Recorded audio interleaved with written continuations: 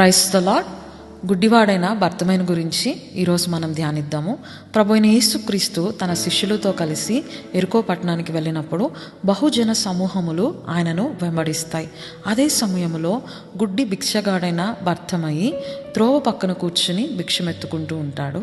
ఆ సమయంలో ఈయన నజరేయుడైన యేసుక్రీస్తు అని విని ఎప్పుడైతే యేసయ్యను గురించి వింటాడో ఈ తిమ్మయ్య కుమారుడైన గుడ్డి భిక్షగాడైన భర్తమయ్యి యేసయ్యడల విశ్వసించడం మొదలు పెడతాడండి. ఆ తర్వాత మనం గమనించినట్లయితే, దావీదు కుమారుడా నన్ను కరుణించుమని కేక వేయ మొదలుపెట్టెను. ఈ కేక దేనికి సాదృశ్యంగా ఉంది అంటే ప్రార్థనకు సాదృశ్యంగా ఉంది.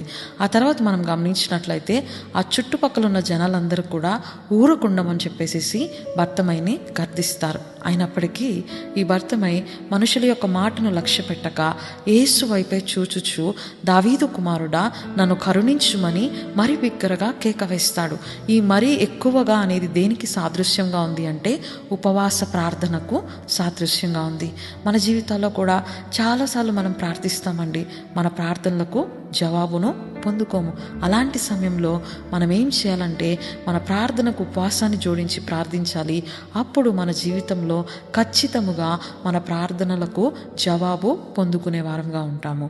ఎప్పుడైతే ఈ భర్తమయ్యి యేసు ప్రభును పిలుస్తాడో యేసయ్య అక్కడ నిలిచి వానిని పిలువుడని ఆజ్ఞాపిస్తాడు. అప్పుడు అక్కడున్న జనాలందరూ కూడా ధైర్యము తెచ్చుకో, ఆయన నిన్ను పిలుస్తున్నాడు వెళ్ళుమని భర్తమయ్యకి చెప్తారు. ఎప్పుడైతే యేసయ్య తను పిలుస్తున్నాడని తెలుసుకుంటాడో తన చేతిలో ఉన్న ఆ గిన్నెను విడిచిపెడతాడు, కర్రను విడిచిపెడతాడు, తన బట్టను కూడా విడిచిపెట్టేసేసి దిక్కున లేచి యేసు ప్రభు దగ్గరికి వెళ్తాడు. అప్పుడు యేసయ్య భర్తమయ్యను చూసి నేను నీకేం చేయాలని కోరుకుంటున్నామని అడుగుతాడు.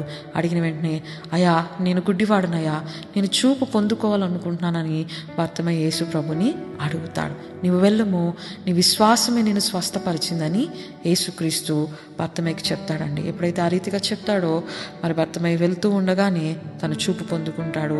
మేలు పొంది దేవుని విడిచిపెట్టకుండా తిరిగి వచ్చి యేసయ్యతో కూడా ఆయన మార్గంలో నడిచిన వాడిగా ఉంటున్నాడు. ఆమేన్.